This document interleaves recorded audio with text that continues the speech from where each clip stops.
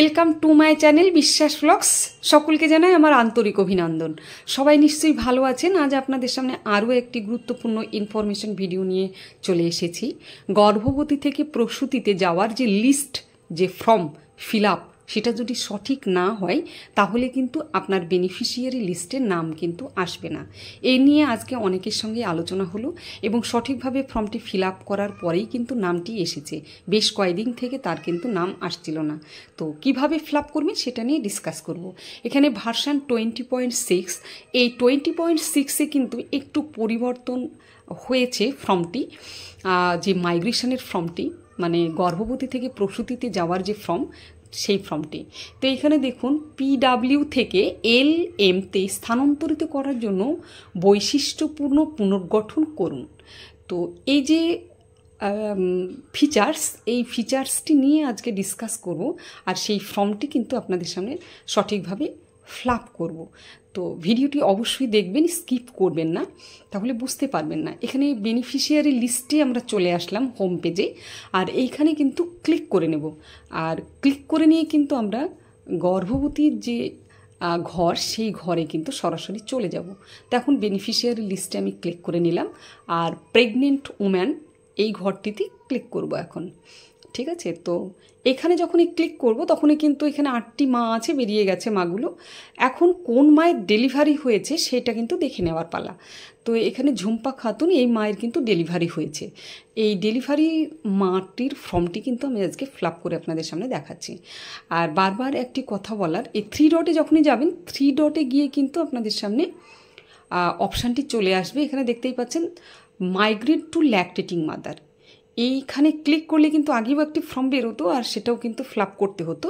তো এবারে একটু চেঞ্জ হয়েছে। তো এখানে ক্লিক করব, আর ক্লিক করে কিন্তু এইরকম ধরনের ফর্মটি বেরোবে। এইখানে যে ওপরে কি বলেছে, যে to another miscarriage abortion of still birth details.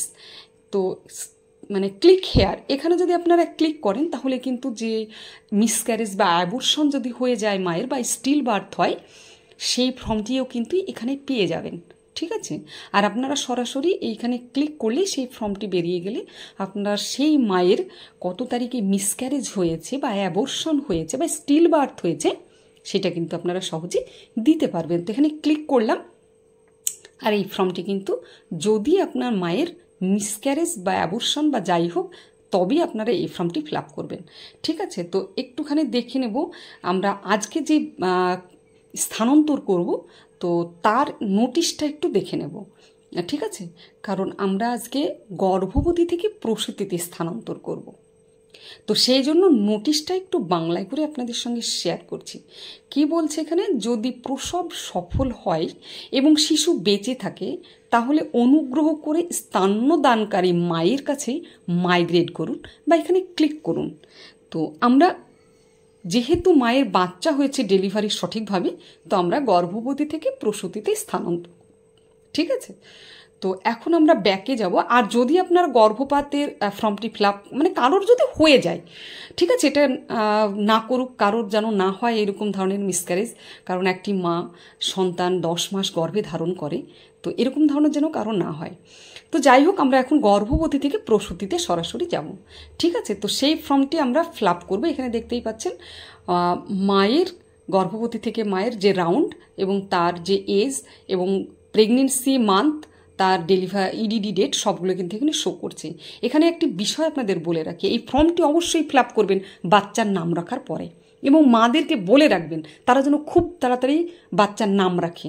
এবং আপনারা যখনই ফিল আপ করবেন মায়ের এবং বাচ্চার সঠিক ডিটেলস নিয়ে, তবে বাচ্চাটিকে আলাদাভাবে আপনারা ফর্মটি ফিল আপ করবেন না প্লিজ। আপনারা কিন্তু একসঙ্গেই মায়ের এখানে ফিল আপ করে দেবেন। ঠিক আছে, মা বাচ্চার নামটা আগে থাকতেই রাখতে বলবেন। এখানে ডেলিভারি ডেটটা কিন্তু 19/4/2024, এখানে ক্যালেন্ডার চিহ্ন, এখানে ক্লিক করলে কিন্তু এই আপনার ডেলিভারি ডেটটি বেরিয়ে যাবে, আর আপনারা কিন্তু ডেলিভারি ডেটটি সরাসরি দিয়ে দেবেন। আর অবশ্যই আবারও বলছি, বাচ্চার নাম রাখতে বলবেন তাড়াতাড়ি, এবং তারপরে ফর্মটি ফিল আপ করবেন। এরপর প্লেস অফ ডেলিভারি, এখানে প্রাতিষ্ঠানিক না বাচ্চা বাড়িতে হয়েছে, অনেক সময় বাড়িতে হয়, এ বাড়িতে যেন কারো না হয় সেটা একটু লক্ষ্য রাখবেন। আর এইখানে প্রাতিষ্ঠানিক বলতে আপনার হসপিটালও হতে পারে বা নার্সিংহোমও হতে পারে, তো এখানে ক্লিক করে দিতে হবে। আর জেন্ডার, শিশুটি সে বালক না বালিকা, ঠিক আছে। তো যেহেতু বালিকা, সেখানে বালিকা ক্লিক করে দিলাম। আর তারপরে চিলড্রেন্স বার্থ ওয়েট, ঠিক আছে। তো এখানে জন্ম যে ওয়েটটা হয়েছে শিশুর, সেই ওয়েটটা এখানে বসিয়ে দিতে হবে, ঠিক আছে। যার যতটা হবে সে ততটাই বসিয়ে দেবেন, আর হাইটটাও ঠিকঠাক বসিয়ে দেবেন, ঠিক আছে।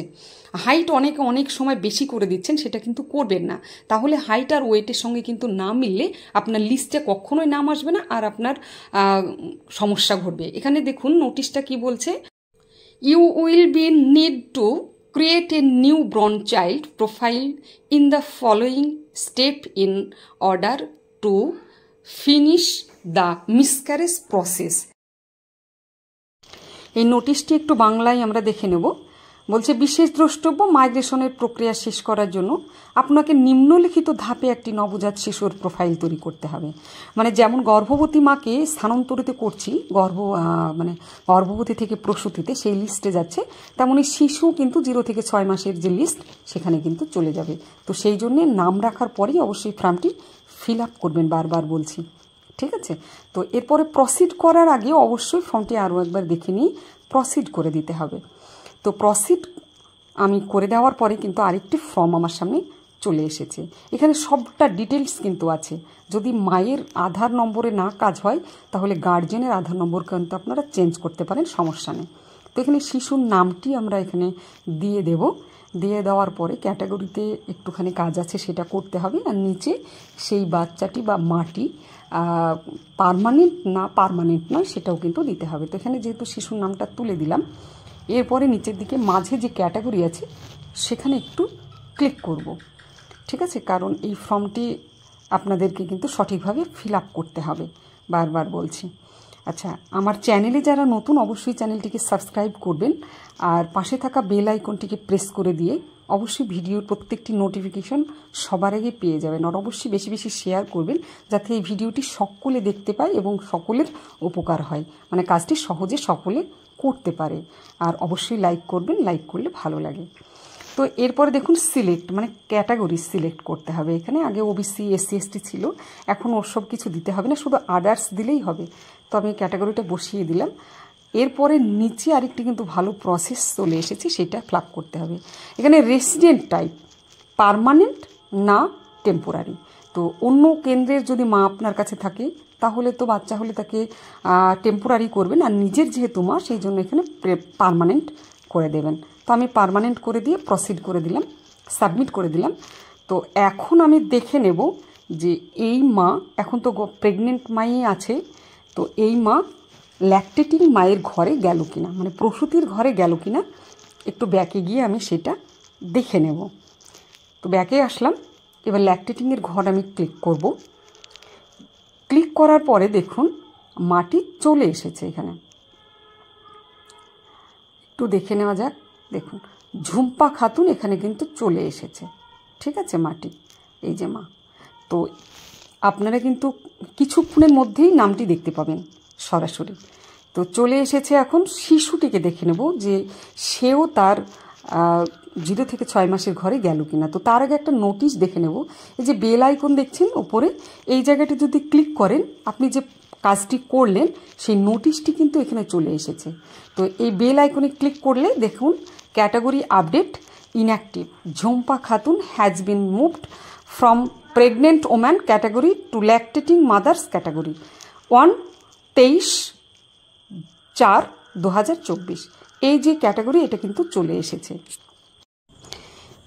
এই যে নোটিফিকেশানটা সেটা কিন্তু সঙ্গে সঙ্গে দিয়ে দিয়েছে, আর কত তারিখে যে আপনি এই কাজটি করলেন সেটাও কিন্তু চলে এসেছে। এখানে আরেকটি বিষয়, যদি মায়ের আধার নম্বর সমস্যা থাকে তাহলে কিন্তু এখানে অন্যরকম সমস্যা দেখা যাবে।